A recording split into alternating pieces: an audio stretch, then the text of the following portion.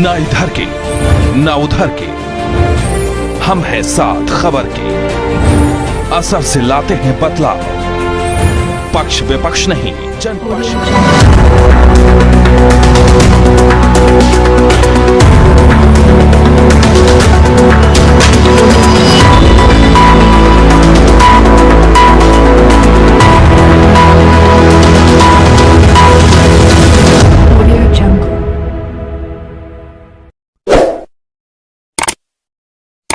आप देख रहे हैं विश्व नायक इंडिया न्यूज। जहां राजधानी लखनऊ में बात करेंगे कि जो है उसके बाद किस तरीके से जो है मदरसा अध्यापक गण यहाँ पर उपस्थित हैं, और शायद जो हम अपने चैनल के माध्यम से लगातार दिखाने का प्रयास करेंगे। कुछ महीने पहले भी धरना स्थल यहाँ पर चालू था, लगातार जो है यहाँ पर धरना जारी था।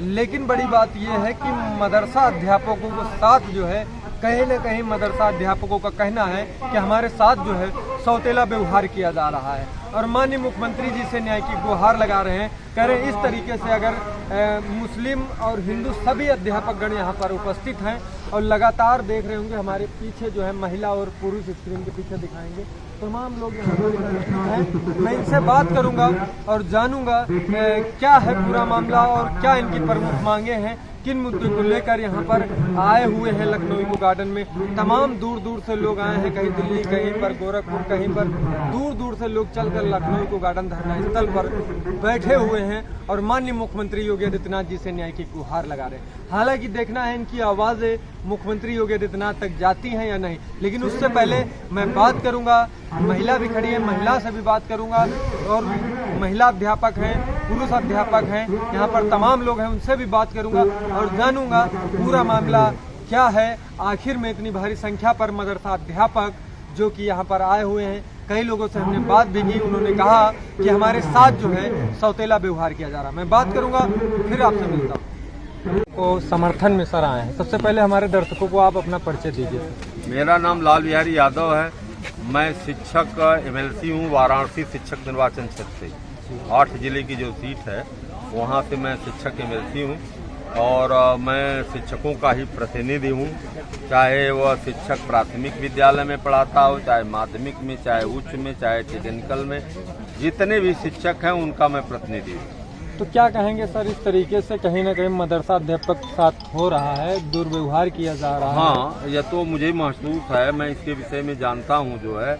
इसके लिए मैं संघर्ष पहले भी किया था सदन में, फिर सरकार के सामने ये सवाल खड़ा करूँगा कि इनको जो है जातीय भावना से और धार्मिक भावना से इनके खिलाफ जो है काम न करे।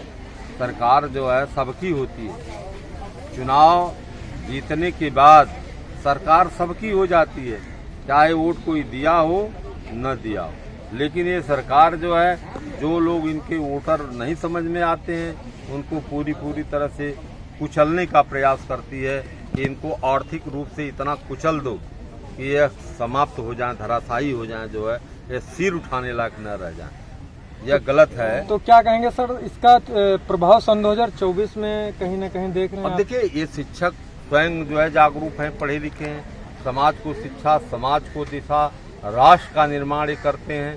ये अपनी जिम्मेदारी स्वयं महसूस करते होंगे कि हमें क्या करना चाहिए। हम तो चाहते ही हैं, हम तो इंडिया के लोग हैं, हम तो चाहते ही हैं कि जो है इंडिया की सरकार बने और इनकी सरकार समाप्त हो, ताकि समाज में जो दबे कुचले लोग हैं, जिनके साथ अन्याय हो रहा है, जिनके साथ जो है दुर्व्यवहार हो रहा है, वो ख़त्म हो। आप लोगों ने मणिपुर की दशा देख रहे हैं, 3 महीने से पूरा प्रदेश जल रहा। जो अंग्रेजों ने भी भारत देश की नारियों के साथ नहीं किया था, वह यह कर रहे हैं। इनकी सरकार कर रही है, इनका मुख्यमंत्री कर रहा है, और हमारे देश के प्रधानमंत्री और केंद्र की सरकार मुख्य दर्शक बन करके उसको देख रही है।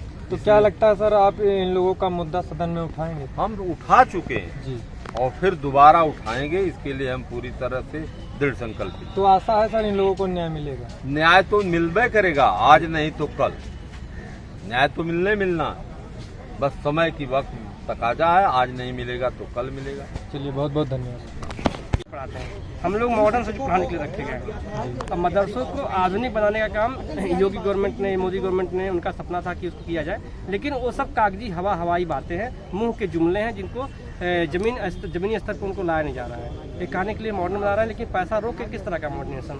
जब पैसा ही रुक जाएगा तो कौन मॉडर्न हो पाएगा, जबकि सारा काम पैसे से ही होना है। हम लोग को अगर नहीं चलाना है तो पैसा हम लोग को दे दें। हम लोग समाज में जो अंतिम पायदान में बच्चे हैं ना, जो समाज की निचली पायदान पे हैं, शोषित, वंचित, कुपोषित, ऐसे बच्चों को हम मदरसे पढ़ाते हैं। ऐसा नहीं कि हम मदरसे में रईस ज़्यादा आके पढ़ते हैं। जो दबे कुचले बच्चे होते हैं, जिनके पास कपड़ा भी नहीं होता है, उन लोग को हम पढ़ाते हैं, फ्री शिक्षा देते हैं, फ्री शिक्षा, निःशुल्क शिक्षा। और सरकार के सपने को हम पूरा करें, सरकार हमारे सपने को चकनाचूर कर रही है। हमारा 6 सालों का पैसा मार के बैठी है। हर काम करने सरकार का पास पैसा है, हमारा मानदेय देने के लिए पैसा नहीं है। अपना प्रचार करने के लिए पैसा है, कईयों करोड़ रुपया बैनर में, पोस्टर में और टीवी में, ऐड में खर्च कर रही है गवर्नमेंट, हमारा पैसा नहीं दे रही है गवर्नमेंट। तो ये कैसी सरकार है? ये हमारे साथ क्या कहेंगे आप, क्या कहेंगे मैडम? यही मैं कहना चाहूँगी सर, क्योंकि मदरसे में केवल ये नहीं है कि वो मदरसे का नाम है तो हम मदरसे में उर्दू, अरबी, फारसी पढ़ा रहे हैं। हम लोग मॉडर्न टीचर हैं और मॉडर्न एजुकेशन के लिए हमें रखा गया था कि जिस वजह से कि मदरसे में जो बच्चे उर्दू, अरबी, फारसी पढ़ रहे हैं उनका भी विकास हो।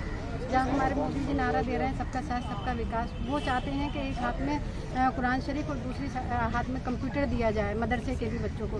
तो क्या यही करने के बाद वो ये सब एजुकेशन का जो चाहते हैं तो वो विकास हो सकता है, डेवलप हो सकता है? डेवलपमेंट सरकार का नारा भी है कि बेटी बचाओ बेटी पढ़ाओ। नहीं, कोई कुछ भी नहीं। सरकार का तो जो मन करता है वो कहती है। सरकार किसी एजेंडे पे पूरी आ रही है, बेटी बचाओ बेटी पढ़ाओ, कहाँ वो आप जानिए कहाँ वो पूरा हो रहा है। मणिपुर में आप देखिए क्या हालत करी गई है। मैं एक महिला हूँ, इसलिए मैं मणिपुर के लिए बोलूँगी, खुलकर बोलूँगी, और शर्म आनी चाहिए इस चीज़ को लेकर। तो आप ये बताइए, बेटी बचाओ बेटी पढ़ाओ का नारा कहाँ साकार हो रहा है? आपको साकार होता हुआ दिख रहा है? वही हालत हम लोगों की। मदरसे में केवल जेंट्स नहीं पढ़ाते हैं, सिर्फ मुसलमान नहीं पढ़ाते हैं, मगर मदरसा सिर्फ हमारे साथ जो मदरसे का नाम जोड़ा गया उसकी वजह से हम ये जो है भुगत रहे हैं, जो हमें 6 साल से हमें मानदेय नहीं दे रही है सरकार। और आज हमारी स्कीम को रिन्यू करने के लिए गवर्नमेंट, केंद्र गवर्नमेंट तैयार नहीं है, क्योंकि हम मदरसों में पढ़ाते हैं। हम मुस्लिम हैं, मगर वो ये नहीं जानती है कि वो मुसलमानों के साथ साथ गैर मुस्लिम का भी शोषण कर रही है। 40% हमारे मदरसों में गैर मुस्लिम पढ़ाते हैं, क्योंकि मॉडर्न एजुकेशन देते हैं। हिंदी, इंग्लिश, गणित, साइंस, ये सब सारे सब्जेक्ट हम पढ़ाते हैं। कोई हम उर्दू, अरबी, फारसी नहीं पढ़ाते हैं जो हम मौलाना और मुल्ला नहीं होंगे, क्योंकि हम मॉडर्न टीचर हैं तो हम मॉडर्न सब्जेक्ट को पढ़ाते हैं। मगर सरकार ये भेदभाव हमारे बच्चों को साथ कर रही है। मदरसे को आप समझ सकते हैं कि जो मदरसे में कोई अमीर बच्चे पढ़ने नहीं आते हैं, कोई अमीर लोग अपने बच्चों को मदरसों में शिक्षा नहीं दिलवाते हैं, क्योंकि मदरसों में जो है शिक्षा गरीब बच्चे पढ़ते हैं। गरीब मोहल्ले बस्तियों में मदरसे खोले जाते हैं, वहाँ के बच्चों को शिक्षा दी जाती है। सरकार ने जहाँ 1993 में अटल बिहारी वाजपेयी जी ने ये कदम उठाया था कि मदरसों के बच्चों को भी ऊपर उठाया जाए, उन लोगों को मॉडर्न एजुकेशन से भी जोड़ा जाए, तो उन्होंने इस स्कीम को चलाया था। तो आज इस स्कीम का इतना बुरा हाल है, हमें मानदेय नहीं मिल रहा है। हमारे बच्चों को मदरसे में बच्चों को पढ़ने वाले बच्चों को कोई सुविधा नहीं दी जा रही है। आज देखिए आप प्राइमरी में देखिए, गवर्नमेंट स्कूल में देखिए जाकर कितनी सुविधाएं बच्चों को मुहैया कराई जा रही है, मगर मदरसों के नाम पे कुछ भी नहीं है। और बाकी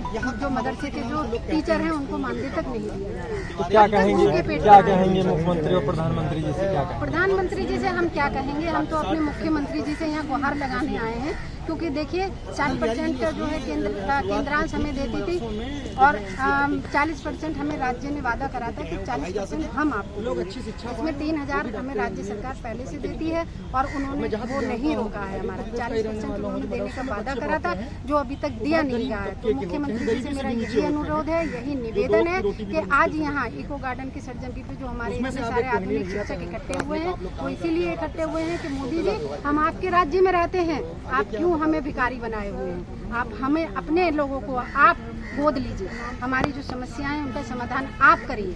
आप हमारे 40% का भी भुगतान करवाइए और जो हमारा 6 साल का केंद्रांश रुका हुआ है उसका भी तत्काल आप कोशिश करिए कि उसका भी भुगतान हो सके और आप हमारी समस्याओं का समाधान करिए।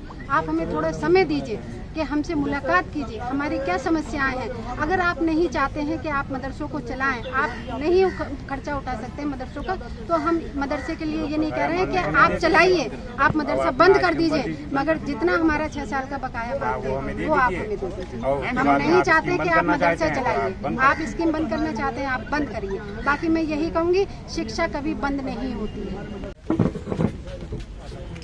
ठीक है, तो आइए।